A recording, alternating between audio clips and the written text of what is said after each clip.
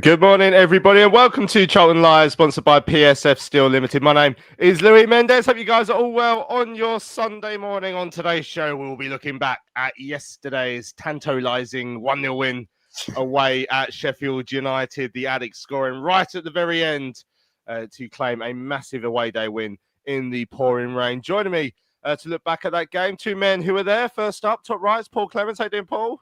I'm doing fine. I feel a lot better than I did this time last Sunday, and I am dry again, which is a fantastic feeling because I felt like a drowned rat in the car all the way back from Sheffield. Yeah, I'm not quite dry yet after yesterday's downpour. Walking back to Sheffield Station from the ground, it was unbelievable. But do you know what? I didn't really care when we're walking back with all 3 points. Also joining us, bottom of the screen there. This is going to be interesting. With his Wi-Fi issues and his microphone issues, is Benji Cloak. How you doing, Ben? Can you hear me? Oh, you sound absolutely glorious. Yes, we can. Good. Yeah, I just remembered how wet we got yesterday. Thanks, Paul, for reminding me of that. But we were skipping in the rain, weren't we, after that? That was quite amazing. Some unreal away end atmosphere, limbs, whatever you want to call it. That was brilliant. I get a special view of the away end, obviously, because of where I sit, and I do miss sometimes not being involved in it. But my word, it looks quite spectacular from where I was yesterday, watching all of you just throw yourselves about in absolute ecstasy when Tanto put that ball in the back of the net. Unbelievable scenes when we scored the winner, a goal that I would have been disappointed if we hadn't won that game. But my word, I was so delighted when that ball went into the Sheffield United goal. So on today's show, we'll hear the goal very shortly. We're going to hear from the Addicts boss, Nathan Jones. And of course, I sat down for a quick chat with Tanto Olaofe as well after his first Addicts goal yesterday. I want to hear what you guys have to say as well. Sam says it was an unbelievable result yesterday, and to score in 90 minutes makes it all the more enjoyable. Excellent stuff. Hats off to all the 2,000 who made it the trip there, whatever in the troubling weather. I hope you're all dry now. Morning to everyone who's in the chat. Let us know your thoughts on yesterday's game. You can email us studio@charltonlive.co.uk. You can tweet us at Charlton Live, or you can head over to the comment section on our YouTube page there and give us your thoughts on yesterday's game. Paul, before we listen back to the goal from Charlton TV, that was all right, wasn't it? sum up your thoughts when that goal from Tanto is nestling in the back of the net. I was absolutely ecstatic. I don't know what came over me or the fans around me. I think I got touched by more fans than I've ever been. Even at Wembley, there were people grabbing your shoulder and jostling and all the rest of it. But it was just a sense of justice and I think relief, just because of the nature of the games previously, how we've played and not always getting the results we felt we deserved. And yesterday, just desserts. It was absolutely incredible. And you just sensed that last 5 minute spell, we were really cooking up. You know, there were chances and you just thought to yourself, with their vulnerability, Sheffield United, might we sneak something? And about 5 minutes earlier, I turned to my son and said, I predicted a 0-0. Look at that. And there you go. We get the win. And I was absolutely over the moon, as was everybody else around me. And there was one guy, I've never seen anything like it. We were probably about 10 rows back. He ran down to the front, but by tiptoeing on each of the back of the seats. If I'd tried that with one, I'd have broken my neck. So credit to him, whoever that fan was. But absolutely amazing. Marvellous. I wish I'd seen that. That sounded quite spectacular. The balancing that to get down the seats in that moment of euphoria as well. That sounds quite impressive. Well, let's have a listen back to the goal from yesterday on Charlton TV. Brownie was alongside Greg Stubley. The Charlton number one with the ball forward. Leeburn. Nibs flicks it on. Bree first to it. Lovely first touch from Bree. Inside looking for Olaofe with a shot. Olaofe scores! His first Charlton goal! Could be a massive one for Nathan Jones and his Charlton side as the fans run and celebrate with Tanto Olaofe. The substitutions have worked and Charlton has spoiled the party here. That's where you want to be tapping your goals in from if you're a centre forward. But to tap them in from there, you've got to have somebody there. It's wonderful positioning from Olaofe. The flick on I'm not sure who made it. I'm patiently waiting for a replay, but whoever flicked it on down the line to Bree, it was a magnificent flick on. I think it was Leeburn. Bree's delivery at that point is first class. Is it Nibs? It's Nibs. It's a brilliant little header in behind their defender. The ball in from Bree is brilliant. And centre forwards love to have opportunities from 6 yards out, centre of the 6-yard box, side-footed past the keeper, Cooper, and Charlton lead. And there is no better time really to score goals than in added on time at the end of the game. We've looked solid defensively. Sheffield, with 4 minutes of added time just gone up on the board. Charlton have looked solid defensively. Another 4 minutes worth of blocks, headers, challenges, and super defensive shape, and we've got the 3 points in the bag. There we go. That's Brownie and Greg on yesterday's goal, Ben. I mean, before we get into all the tactical analysis and substitutions and where did we do well yesterday and all that sort of stuff, the changes we made, can we just talk about like the moment, like the situation we found ourselves in yesterday? We're playing at Sheffield United, okay? Like all the noises about Chris Wilder, a hugely successful manager coming back to a great club in Sheffield United. Got there to the ground. This is a big ground. I haven't been there for I think 7 or 8 years since the last time I went there. And I was like, I forgot how much I like this ground. Like, it's a big proper football stadium, this one, in a big city in Sheffield. There's loads of us there, hundreds of us there. Like, we haven't had experiences like this for too long. Five years since we were last in the Championship, going to big grounds and winning in the last minute, celebrating like that. I mean, let's just soak it in for a bit, and soak in being the pertinent phrase considering the weather yesterday, Ben, because that was just a spectacular moment, and one we've waited a long time for in like a regular league game. Yeah, oh mate, that feeling when the ball comes across goal and you see Tanto's there to put it in, there's not many better feelings than that, is there? It's just incredible. Like, as you said, we spoiled their big day yesterday. We went there, we knew it was going to be a big atmosphere. But I thought the main thing we did well yesterday is we just disrupted them in that first 20 minutes. And I think for anyone not there yesterday, I thought their atmosphere was pretty poor after that. They didn't really get behind the side. And after talking to some Sheffield United fans afterwards, they're just so fed up. They said, we just don't look like scoring. And I think that's why it was so good in that first 20 minutes. We were so intense. And our captain, Greg Doherty, led that yesterday. He was so good in that middle. He was chomping at the bit, rallying everyone else. And yeah, as you said, that for people that weren't there yesterday, we turned up. We had 2,000 fans. The weather was disgusting, as Paul mentioned. It just poured down. Big atmosphere. It was a bit of a good atmosphere at the start between the two fans. And then after that, I think as fans, we just got encouraged more and more as the game went on. And as speaking to you after the game, you said you would have felt gutted if we didn't come away with that with a win in the end, because as Paul mentioned, that last 10 minutes, Leeburn's shot, Doherty's header, you kind of thought, if we could just keep going here, they're lacking confidence. And obviously we kept going, we got the goal, and the celebrations just felt so good. I think the last time we did that was maybe Forest away just before COVID, when Sarr crossed the ball and Taylor scored. That's 5 years ago. So yeah, we deserved that feeling, didn't we? Incredible feeling. Yeah, long may that continue. Yeah, and like I say, the scenes in that away end, when you watch them back on the ITV highlights as well, it's just so good. And I love hearing all the stories of everyone bundling over and having so much fun when that goal went in. And Ben made the point there, Paul. Like, I would have come away disappointed if we hadn't won that again yesterday, and because it would have felt a bit similar to pretty much every other game this season, is that we should have won it. But I mean, this time we do. This is obviously what we need to do, is turn more of these into moments like that. But you might as well leave it late if you're going to do it that way. Make it fun. Yeah, exactly. Not dissimilar to the Watford home game. I mean, keeping it really tight throughout the game, frustrating the opposition to. Well, it's just a really small handful of chances, particularly clear-cut chances, and then hitting them so late where it's just too late to really do anything about it is just like a perfect formula. That said, you don't want to be too reliant on that as you go throughout the season, because obviously it's fine at the moment. Everybody's bedding in, and you you want to take a few more of your chances, which hopefully we'll come on to a bit more in this show today. But yeah, I think we did a remarkable job across the pitch. Everybody stuck to their gun, did their job. Doc, as Benji said, was absolutely outstanding, and it was as much what he was doing off the ball.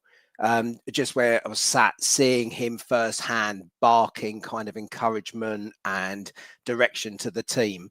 It was important a role off the ball as it was on. The best game I've seen in play for us against a really decent midfield in Sheffield United. Don't think that bottom of the table, this is going to be easy. That is one quality squad we were playing against, and Saidi Peck coming back into it. I mean, that lad had, I think he played over 40 games last season, and he was dropped by Selej, and Wilder got him straight back in. And he's an Arsenal Academy player. He's a really good product, but for all of his little bits of twists and turning, Doc had the measure, and I thought it was absolutely fantastic.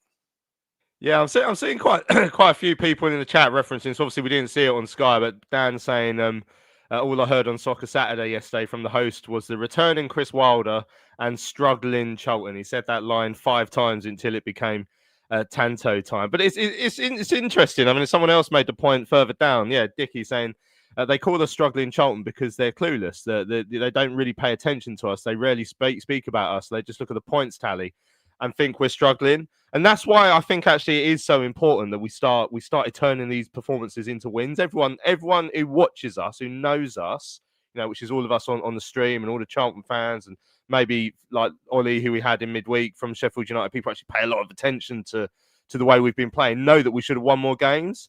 So again, I would have felt really down if we hadn't done yesterday. But let's talk about the goal, Ben, because I mean, there's a couple of nice flicks. I think Leeburn won one, Nibs won a good one, but I mean, James Bree on his first start for the club.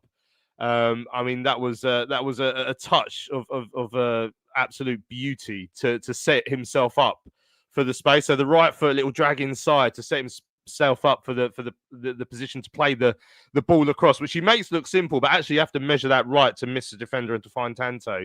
And then Tanto, you know, not had a lot of chances. He would have been absolutely desperate to put that one in the back of the net, and it's like he didn't know what to do when he did. His celebration was like, you'll hear in the interview, he just wanted to take it all in. It was just such a fantastic moment. But without that touch from Bree, I mean that chance isn't coming, and that was just a spectacular bit of control inside the penalty area to set up that goal.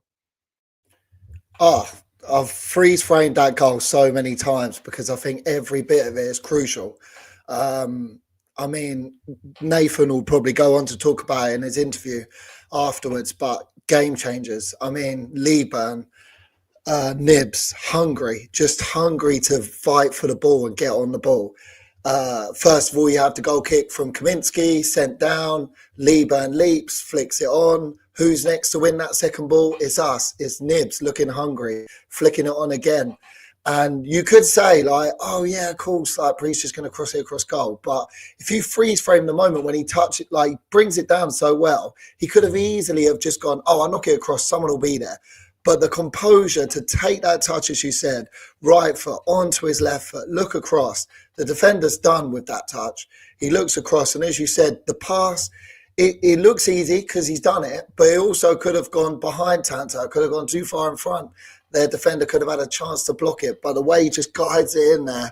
And as I said, as fans, as Paul will know, just in that away end, and you look up and you just think, someone's there, yes. I mean, it just goes under the keeper's body after he pulled off an exceptional save earlier from Lloyd Jones. So it wasn't like he was having a bad game himself. He had a few saves to make, just crept under his body. And as you said, Tanto, he just kind of stood there. I mean, he must be frustrated this season after having a great season last season, not getting in the side really yet, not having much of a run other than the odd 10 minutes. And he just stood there and looked up and went like, I've done it. And Nibs, that was a nice little celebration from Nibs, sliding across the floor in the puddle. That felt so good. But as you said, every little bit of that goal, it just like mattered. And I think we were hungry. Those game changers came on. And as you said, when you come out with feeling that way, like, if we didn't win that, I would have felt gutted.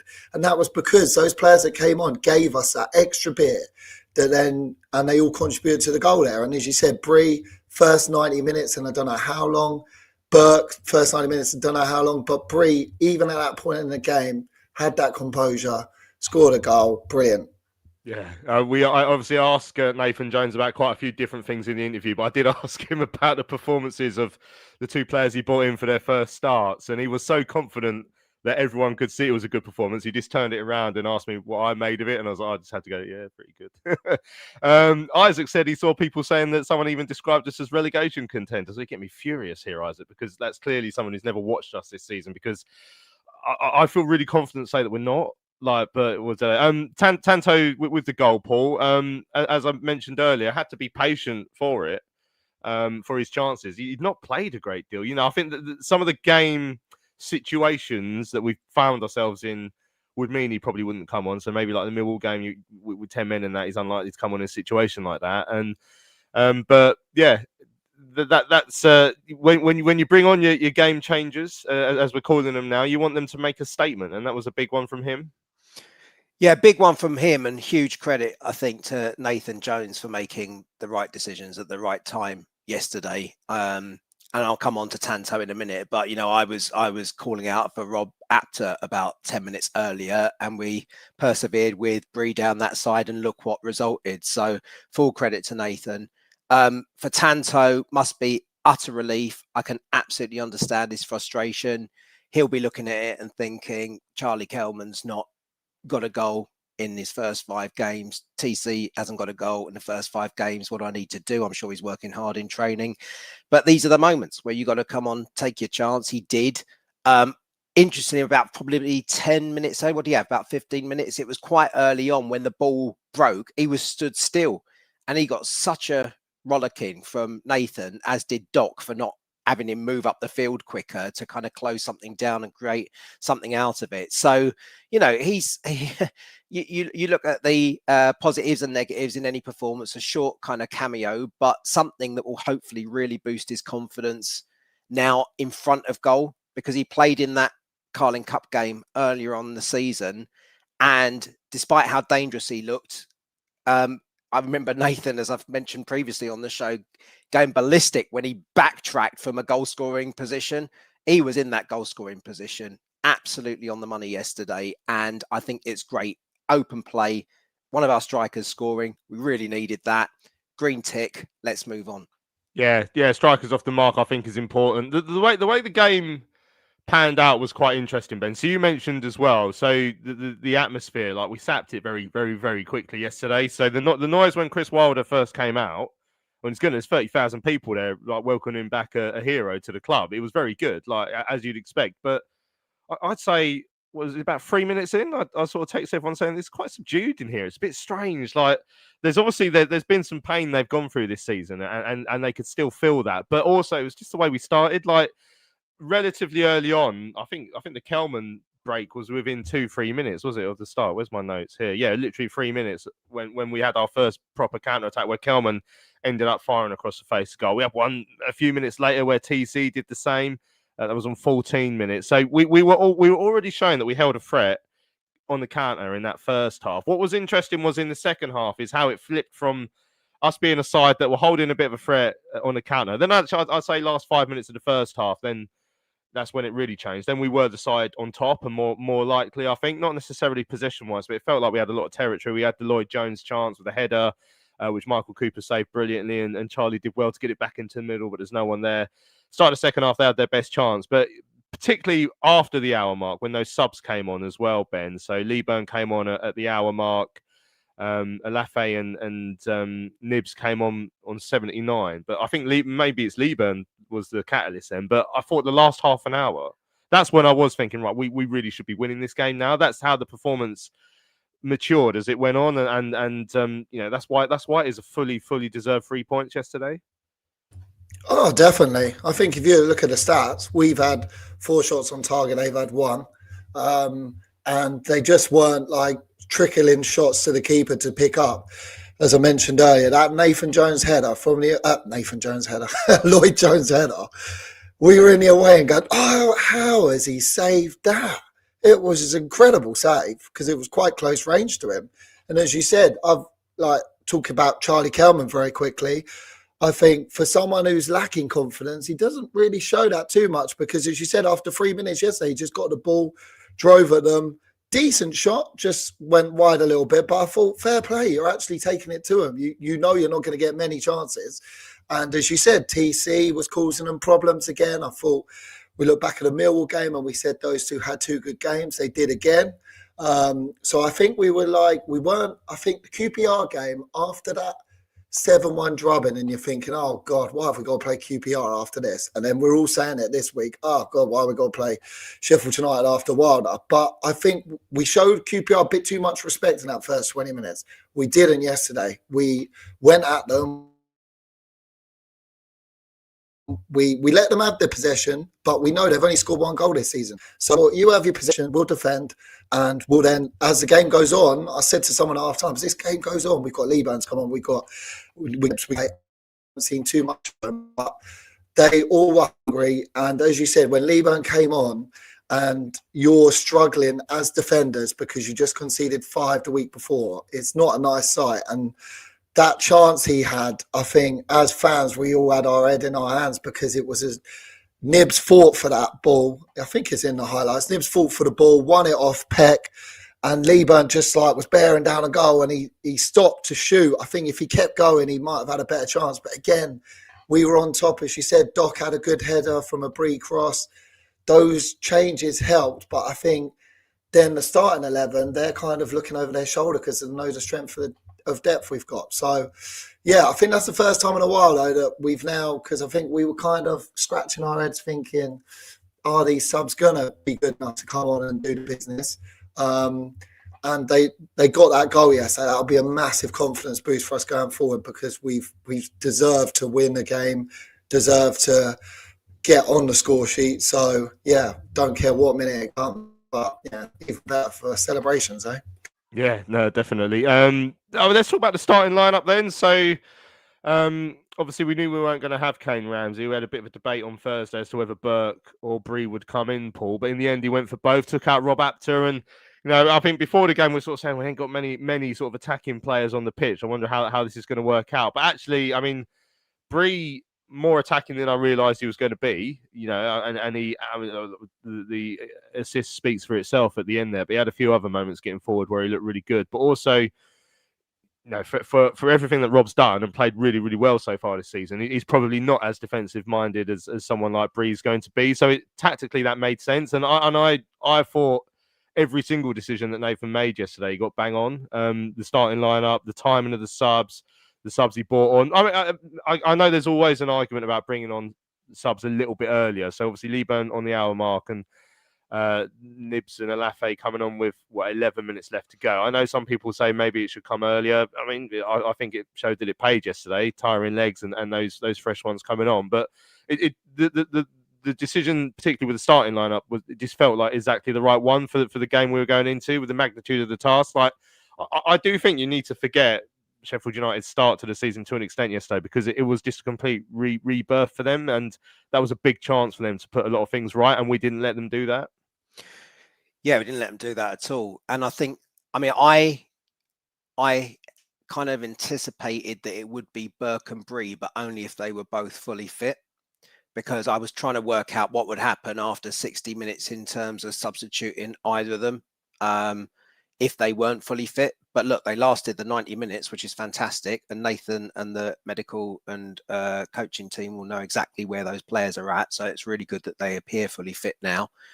I think it was tactically the right decision because you had 2 highly competent defenders able to ensure that Hamer didn't get a sniff, bar I think one shot in the 31st. And look, his passing was really good. Let's not take anything away from Hamer. I mean, whenever he passed into the middle of the field or whatever, the passing was so crisp and to his teammates' feet. I mean, really good. But actually, in terms of a danger man on that left-hand side, cutting in, getting in shots, etc., we really limited it. And that was down to Burke and Bree's play alongside Cov and Doc chipping in with 3 men on him at times in the game. So I think that was absolutely the right decision. I'm sure Rob Apter is a frustrated young lad because he has been keeping us on the edge of our seats the first few games, and offers something completely different in terms of his skill set and his ability to dribble around players, which is different than Bree's game. Bree's a really intelligent footballer that creates that half a yard or yard to get a decent cross in. But I think in the context of the team we were playing against and how we set up, it couldn't have been better. And I think it piles a lot of pressure on the players that they took the places from. I think Ramsey and Apter now will know that they've got to really have an amazing week in training in order to get back in, because Nathan's got a serious headache as to why would he take those two players that came in yesterday out. Paul Field saying for the first time in a while, it feels like we have positive selection headaches instead of having to pick between Terrell Thomas and Michael Hector.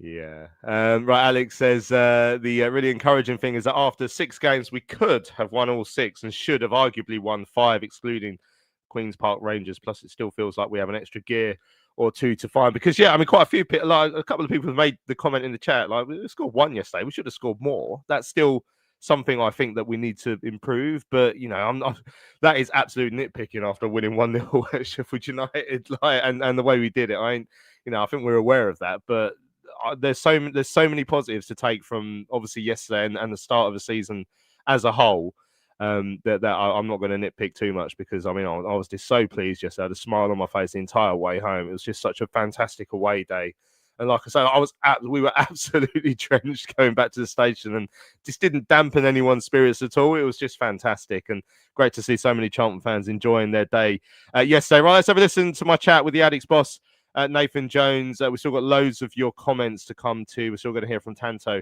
later on in the show. We've got your emails as well. But have a listen to what Nathan Jones had to say after yesterday's 1-0 win up at Sheffield United.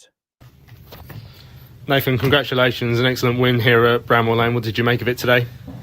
You're right, there's an excellent win. And I thought we deserved it. Those are the two things. But if you look at the context and you look at the difficulty of the game, one, it's Sheffield United away. It's a fantastic football club, full house, a returning manager who's been synonymous with success here.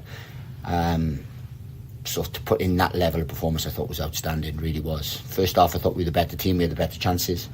We had 1 or 2 on a counter. We had a really good opportunity, 2 good opportunities from second phase in terms of the keeper made a great save. Then we could have scored, and then we had opportunities. We had pretty similar opportunities to what Ipswich had the week before, yet they ran up 5-0 and we only won. So that's a learning curve for us. But I thought the level of performance was fantastic. And then second half, the game changes, I thought, really give us a real impetus and went on. And as I said, without being disrespectful to anyone, I thought we thoroughly deserved that. Talk us through your emotions when Tanto puts the ball in the back of the net right at the end. Oh, you lose your head for about 20 seconds, and then you have to sort of calm down because there's still 4 minutes left. But wonderful goal, show the energy, the aggression to get the opportunity, and then Bree showing the composure and why we've brought him here, square it, and then Tance has had to be patient and goes on and finishes it. And delighted, because when you score in injury time, it's very difficult for anyone to come back. When you bring on your game changers, you want them to have that sort of impact, especially someone like Tanto who's had to be patient for his chances. Absolutely, but look, we've had Miles Lieben, who's can be anything he wants to be, coming off the bench. We had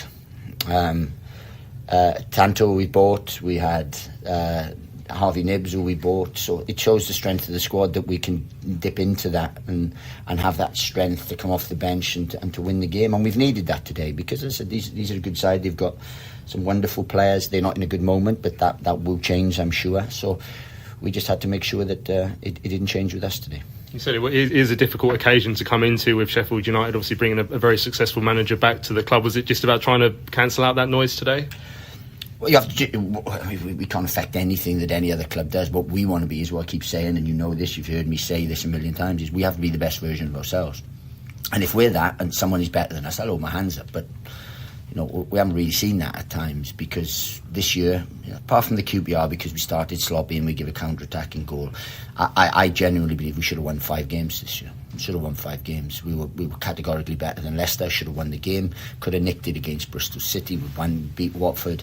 And last week, with 11 men, I just didn't see us ever conceding. So I think we're in a good position in terms of everything. I think our performance levels have been good. So yes, we had to silence the crowd in that today. But all we had to do was be asked. If we're asked, then we felt we had enough in the armoury to do our job.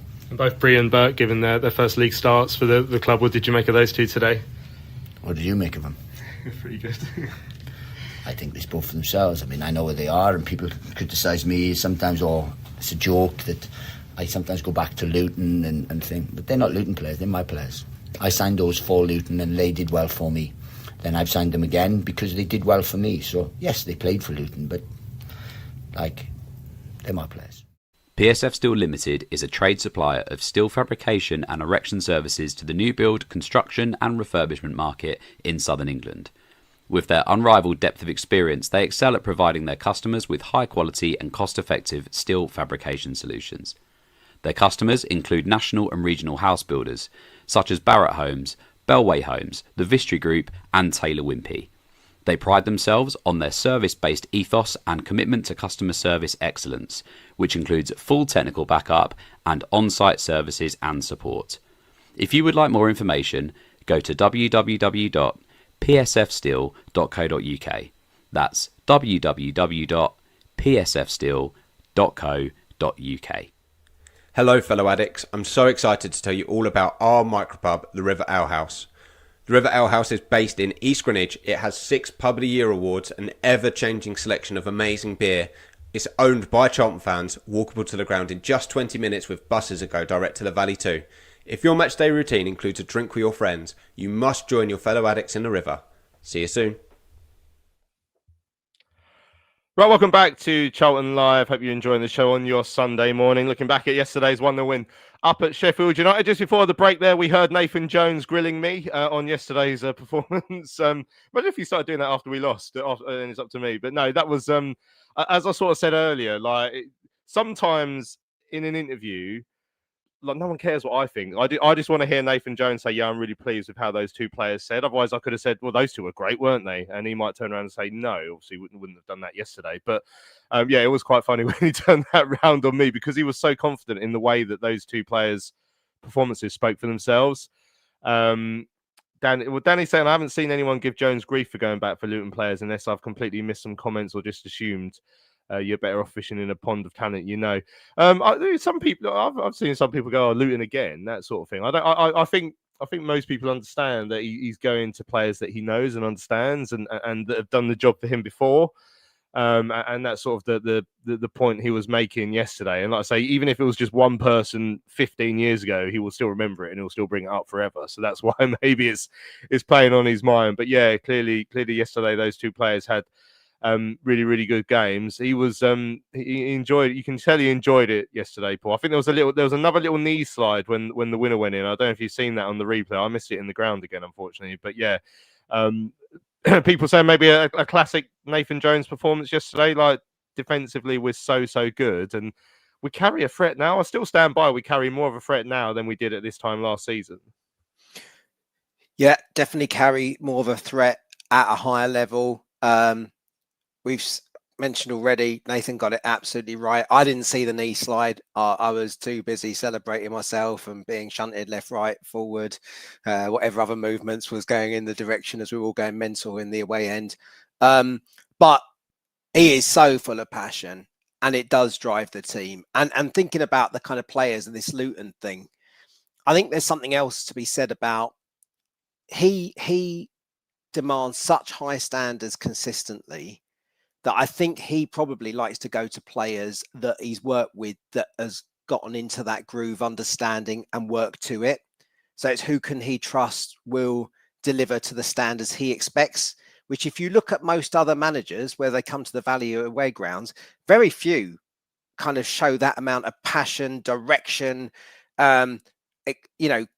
complete telling off if you get one thing wrong. It's just completely intense. And so I suppose there's, if Nathan is confident that he's built understanding with certain players that can live and breathe what he does in game and out of game, it's probably like marriages made in heaven. It's kind of like it kind of works. But I constantly worry about the guy. I mean, seriously, when he's really mega stressed in game, I worry about his heart. Yesterday at the end of the game, I genuinely was worried about the blood vessels in his head because he was so pumped in terms of like the win. He was like literally red in the face and yelling. And I was just like, oh my God, this guy's health. What is his nervous system telling him, and what will it tell him later in life? So I hope he finds a bit of a rhythm where he can really enjoy it, get all of that done, but calms down a little bit, because I genuinely worry about the bloke. And I'm sure he'd say, you don't need to worry about me. I'm absolutely fine. But oh my God, does he put himself through it? And we live and breathe it with him. Yeah, I can't remember if I think I told this at the time, but when we were at Bristol City away, obviously goalless draw, but I was pitch side waiting to do the interviews, and Nathan was, he sometimes just makes a quick phone call before doing interviews. He was there fiddling around with his phone, and a steward walked past, and so he came up to him and just said, I thought you were going to have a heart attack during that game. And Nathan said, you don't need to worry about me. That's just, again, I've said it before, if Nathan Jones isn't doing that, then something's wrong. That's all. Ben's disappeared. That's just what Nathan Jones does. Like, that's the way he operates. All right, we'll carry on without Ben for now. Luke made the point. We haven't spoken about him yet, but I can't believe how good Amari Bell has been. They actually went through in the last minute, and he came back to take the ball and didn't panic and found a Charlton shirt. He's so good. So I remember that moment very specifically because I know he didn't panic. I was panicking. Like, if anyone, I don't know if like they record what they call off-air comms of what I do. So half the time I'm commentating if it's near the goal. If it's not near the goal, I just sit there in silence, or more likely talking to myself. And I remember thinking, I hope no one's listening to this now, because I'm just going, Amari, get rid of the ball, get rid of the ball. But he was so, and I was convinced he was going to get sent off as well yesterday, Amari Bell, because he got the yellow card for an absolutely ridiculous decision in the first half where the ball had gone out of play already, and then touched him, and they gave a throw to Sheffield United, which was just wrong. The liner was obviously on the wrong side of it and just couldn't quite see it, but it was wrong. So he got yellow card for either dissent or delaying the restart there. And there was a tackle right at the start of the second half, and I thought, "Ooh, this could be close." And then I just thought they're going to target him now. But he's a calm and a cool head, Paul, as we've seen so often on the ball. Like there's been hundreds of times where he's had the ball at his feet, and I'm thinking Rose Ed now, and he's thinking, "No, I'm just going to cut inside and give it to a red shirt." And yeah, very, very, very good again yesterday. Yeah, I love him. I mean, last night there was, you get on forums and stuff on Charlton Life I was on, and I saw one of the posts around Amari Bell, and I just picked up a gif of Leslie Phillips that when I say ... ding dong, and that's kind of how you feel about the guy. He is fantastic, amazingly calm, amazingly skilled for a defender. You can tell that he probably is comfortable down that left hand side as well, because he's got that about him, and he's a presence. And you just get this sense that even if he lost the ball, he'd be back in for it, nick it, and go again very calmly. And I feel, in that regard, I really feel for Gillespie, because he was a hero at Wembley. He had an amazing second half of the season, and I bet that guy's training so hard and thinking, what do I have to do? But when you look at Bell's performances week in, week out so far, there's no denying, I think he's one of the top performers from a consistency perspective, and what he brings to the team. His working alongside Jones, I think, is absolutely spot on, and such a great pick from Nathan to bring him in. So yeah, he's been a pleasure to watch. I think sometimes because we're not used to that kind of level of risk taking as we would see it, but in his world, he's so calm with it. He knows exactly what he's doing. Sometimes it can feel a tiny bit unnerving in the first few games as you're getting used to watching him play in his style. But in general, he is a top defender. And you just kind of start to realize how bad collectively Luton must have been last season not to have benefited from a player with those sorts of capabilities. And that's exactly what Nathan's getting out of him right now. Yeah, I mean, again, when we go back to the summer and we spoke to a couple of Luton fans about signing Bell, and they're trying to tell us his best days are behind us. And I think, like, you can't judge a player on playing in a terrible team sometimes, and that seems to be the case, because he's looked superb for us so far. I mean, I don't think because it's so par for the course now, we haven't actually really talked about how great Lloyd Jones is again. So can we just do that for a little bit? I'm just looking at, made 9 clearances yesterday, which looks like to be, it was certainly the most from us. McGuinness made 14 for them, so that's quite impressive. Shows how much we were on top. But yeah, him and Josh Edwards 9 and 8. Lloyd won 4 aerials as well, which again was the joint most for us with Coventry and Doherty, who both had good games yesterday. But unlucky not to score. But I mean, he's such a good player for us, Paul. That it's become a situation now where it just goes without saying. As Alex says, it's just a regular Lloyd Jones games now. Like, that's just Lloyd Jones just bees Lloyd Jones. We just take it for granted, but actually we need to lay some respect on his name, because he's been absolutely superb in the Championship as well. And not that I had any doubts about him, but as a squad jumping up into the Championship, for a lot of players, it's a pretty new experience. And Jones has only played about 5 games in that division before, and he's played 6 more now, and he's looked massively at home. Yeah, he is at home. He is now a Championship player. He's played in the Championship before, but you can see that he's taken all the attributes that he showed us in League One into the Championship, and he's dominant aerially. I mean, he is a EFL Fantasy League player's dream. I mean, the number of clearances from head. So if they're daft enough to pump the ball down the centre of the pitch, odds are Lloyd Jones heads it back out. Bring to that his aerial threat in the opposing box, whether for flick-ons or direct at goal. I mean, he is a complete defender. He is just a monster in that central centre defensive trio. And I was quite interested. It was probably about, I don't know, 5-10 minute round early on in the game. Anyhow, we were defending.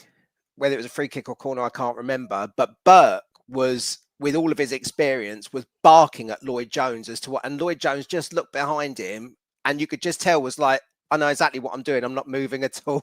And then he cleared the ball. And it was just like, it's the epitome of a player that is full of confidence. He's been in this Charlton side whenever fit throughout over the last season and a bit now. And the guy is just immense. And he is an absolute leader without being a barker in that central defensive area. So he is a colossus for us. As I say, it doesn't matter whether it's Ramsey and Bell or Gillespie for that matter, or anybody in there. I think he is the absolute linchpin of this defence and ensuring that we maintain our kind of strength in defence. And look at it this way, 3 clean sheets so far in our 6 games, 3 clean sheets and 5 goals conceded in the 6. So for a team coming up from League One, we've just carried through what was at the kind of the base of our success last season. And that is a really strong defence. And dare I say it, I think not all of it, of course, it's a team game, but a lot of that comes down to the dominance of Lloyd Jones, and credit to him for it. And those 3 goals we conceded at QPR was such an anomaly for us. Like we didn't look right defensively at times. The 3rd goal came against right at the end when we were chasing, but the second one against the run of play. The first one was when we started badly and conceded a bad goal. So we're not seeing problems that much. And Alex says, crazy to think that Terrell Thomas finished higher than Jones in our 23-24 Player of the Season rankings. And that's a very good point by Alex there. Someone else said we got to talk about Edwards as well. It was Luke said. I mean, the block he made from the second best Tyrese Campbell was very impressive. That song about how you're just a bad Tyrese Campbell Tyrese Campbell was classic in the. I think that was in the first half. That made me laugh. But yeah, that was their only real chance. The block that Edwards made, that was the only real heart-in-mouth moment. I think their only shot on target was the free kick that Hamer rolled into the arms of Kaminsky right down his throat. He had the other shot as well, but we had a block on that. I think it was Carey got the block on that one that deflected it over the bar just about as well. So yeah, loads of that defensive solidity that we've seen all season was so impressive yesterday. Right, let's have a listen to my interview with the goal scorer yesterday as well. Always a pleasure to interview a new Charlton player, and Tanto came up to speak to us after the goal he scored up at Bramall Lane yesterday. Last minute winner here at Sheffield United. How did that feel?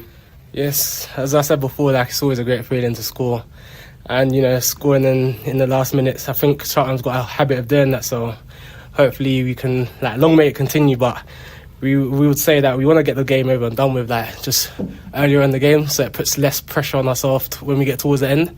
But I feel like we know we've got subs on the bench that are raring to go, so we just keep going to the final minute. And there's no better way to win a game than right at the end as well, in front of the travelling support as well. Describe that moment when you scored right in front of them. Yes, it's a great feeling. Obviously, I just had to control my emotions because I know the ref spoke to us about going into the fans. I think I ended up getting booked anyway, but sometimes in them moments you can't really control your emotions. It just gets a bit of you, and to get the 3 points at a ground like this is just amazing. Did you feel it was coming in that second half? Yeah, I feel like we had good momentum going into the last period of the game. We were creating chances. I feel like the subs definitely made an impact, and you just keep going to the final whistle, and we done that. Yeah, for yourself, of course, you have had to be patient, and when you come on as a sub, you want to have a moment like that. Yeah, definitely. Obviously, as you said before, I need to be patient. It's a thing where every player wants to play, every player wants to start, kind of thing. So it's just about keeping fit and keeping ready, just for that moment, for moments like this. Yeah, how have you found the sort of start of the season? Obviously signed for money coming from Stockport, but you haven't probably started as many games as you would have liked. Yeah, you can say so. Obviously, as I said before, it is frustrating. I won't lie to you, as a player, you want to play. But I feel like as a team, we've done well. We probably should have got more points than we have. But it's early on in the season. There's loads of games left and loads more opportunities for me to get more minutes as well. Yeah, 'cause I was going to say, over the course of the season, Charlton probably should have had more points than they have had. So if they hadn't won it today, it would have gone down as quite a similar performance to some of the ones you've already seen this year. Yeah, we look back at Millwall, we look back at Leicester. Obviously, before that red card, we were probably on course to win that game. Leicester, we had about 20 shots. Probably should have at least got a point at that game. So that's 4 points there, just dropped. But we got the 3 points today, so all we can do is take a game at a time and just build on our performance, and just hopefully this is just like a kickstart for us. There's a lot of noise coming into this fixture because obviously they brought back a very good manager to the club. I mean, as players and as a club yourselves, did you just have to ignore that? Yeah, we know that it's like Chris Wilder's party.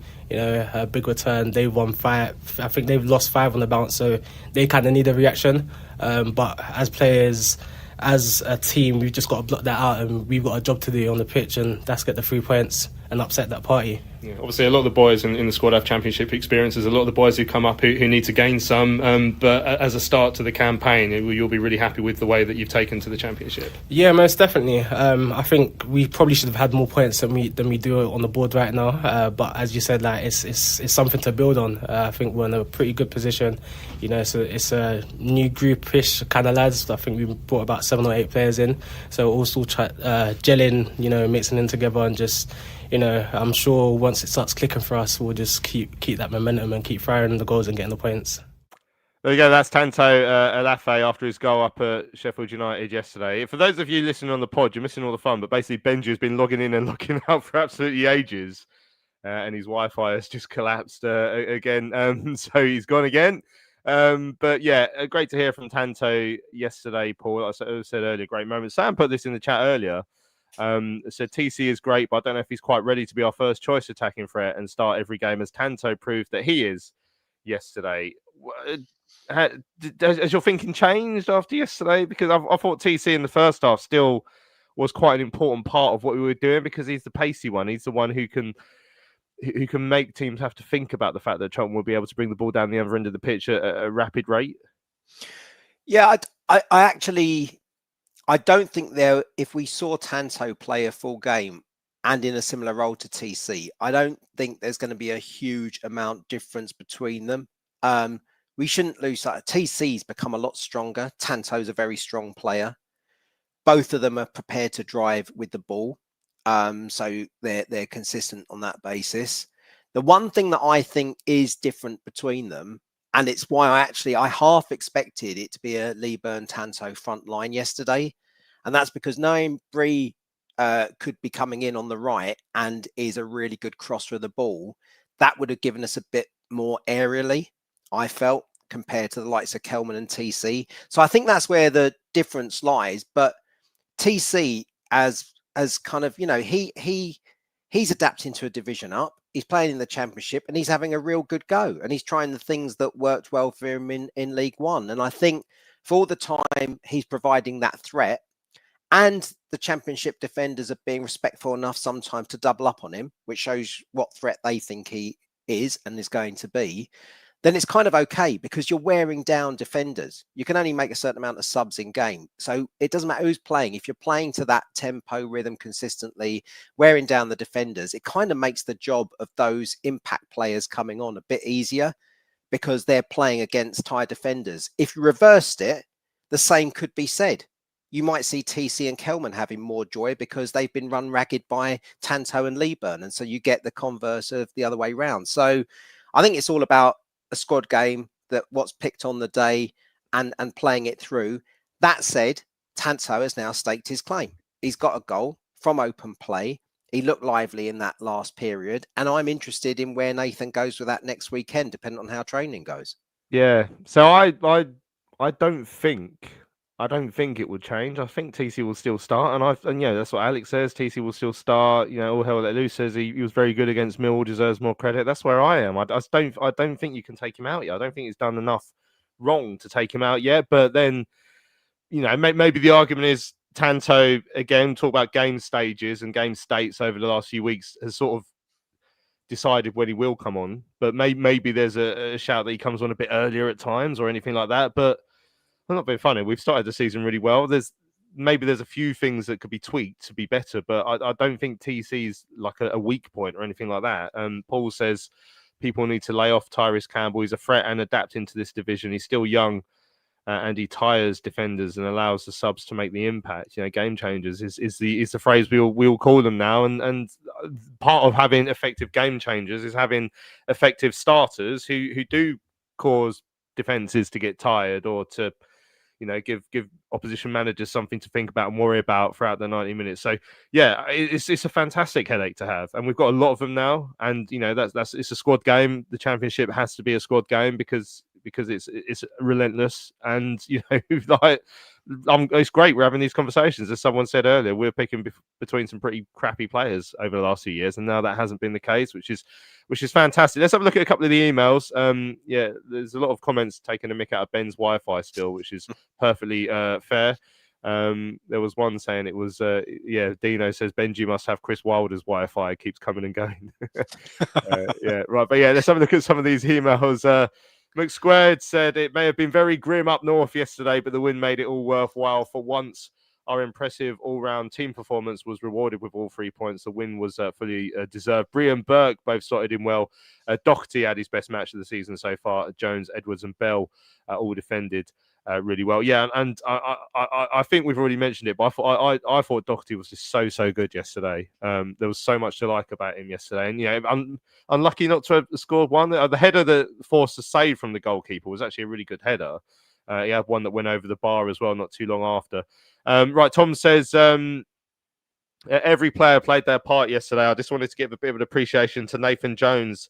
These masterclasses game after game are so impressive. That is 6 clean sheets in the last 9 in the league, bearing in mind there were a fair few playoff games and an away game against 2 teams who were in the championship playoffs last year. To me, I think that is the most impressive away game since he's come in. We're so good at getting back into shape when we lost possession from attacks and corners.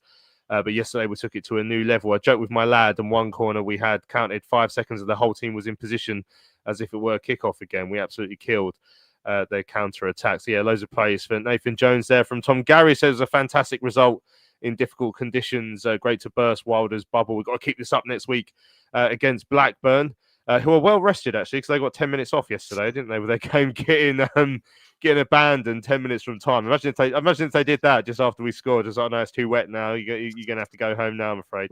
Elliot says he up people's what result for the lads yesterday. Doesn't get much better than a last-minute winner in the pouring rain, and he makes Doherty his man of the match as well. He says his work off the ball yesterday was good. He says he does feel like Charlie Kelman's starting to settle. Considering our start last year in League One, I have every faith that the goals will start to flow for him as well. Yeah, he's talking loads about Bree as well. There's so many good things that people are saying in the emails. Dudley talking about how it was a superb display yesterday.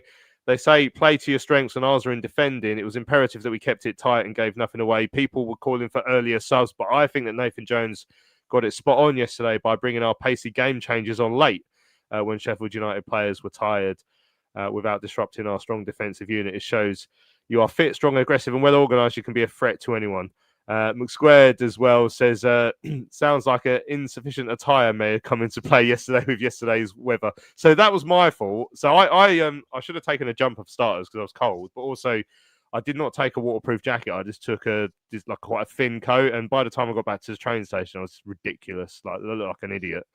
And Richard Church says, where on earth does Benji live? The irony being that Benji lives on the same road as me, so he could walk down here and just do the show in my house, and we'd obviously have a much better connection there. But not to be today.